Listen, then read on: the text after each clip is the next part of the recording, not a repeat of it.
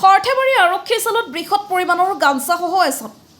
বৰপেটা জিলাৰ সৰ্থেবাৰী আৰক্ষী থানাৰ জালত পৰিছে বৃহৎ পৰিমাণৰ গাঞ্জাসহ এটা গাঞ্জা ব্যৱসায়ী। গোপন খবৰৰ ভিত্তিত শনিবাৰে সন্ধিয়া সৰ্থেবাৰী থানাৰ অন্তৰ্গত নেউলাৰ ভিটা বজাৰৰ এখন দোকানত অভিযান চলাইছিল সৰ্থেবাৰী আৰক্ষীয়ে। সৰ্থেবাৰী থানাৰ ভাৰপ্ৰাপ্ত আৰক্ষী বিষয়া প্ৰকাশ ডেকাৰ নেতৃত্বত উপ পৰিদৰ্শক ক্ৰমে দীপুল শৰ্মা, বিশাল বৰ্মন সহ এতিয়া আৰক্ষী দলে চলোৱা এই অভিযানত বৃহৎ পৰিমাণৰ গাঞ্জাসহ এটা গাঞ্জা ব্যৱসায়ীক আটক কৰে আৰক্ষীয়ে।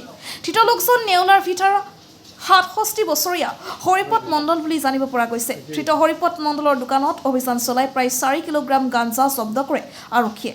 ঘটনাস্থলীত সৰ্থেবাৰী ৰাজচক্ৰৰ সংলগ্ন ৰাজচক্ৰৰ বিষয়া তথা কাৰ্যবাহী দণ্ডাধীশ ডক্টৰ পৱন কুমাৰ উপাধ্যায় উপস্থিত হয় আৰু কাৰ্যবাহী দণ্ডাধীশগৰাকীৰ উপস্থিতিত গাঞ্জাখিনি জব্দ কৰে আৰক্ষীয়ে। দীৰ্ঘদিন ধৰি হৰিপদ মণ্ডলে গাঞ্জাৰ ব্যৱসায় চলাই অহাৰ অভিযোগ উত্থাপন হৈছে। ধৃত গাঞ্জা ব্যৱসায়ী হৰিপদ মণ্ডলৰ বিৰুদ্ধে সৰ্থেবাৰী আৰক্ষীয়ে নিজাববীয়াকৈ গোচৰ ৰুজু কৰিব বুলি জানিব পৰা গৈছে। বৰপেটা চেঙাৰ পৰা লাচিত বাহনৰ report, north east frontier news.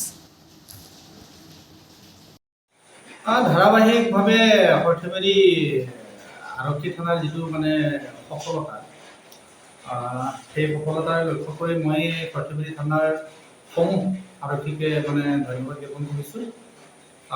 জানিব পৰা মতে আজি সন্ধিয়া নেউলাৰ ভিটাৰ বজাৰত প্ৰায় ৪ কিলোগ্ৰাম গাঞ্জা ধৰিবলৈ সক্ষম হৈছে আৰু সেইজন গাঞ্জা বেপাৰীজনৰ নাম হৈছে আপোনাৰ হৰিপদ মণ্ডল। বয়স আপোনাৰ প্ৰায় ৬৭ বছৰ।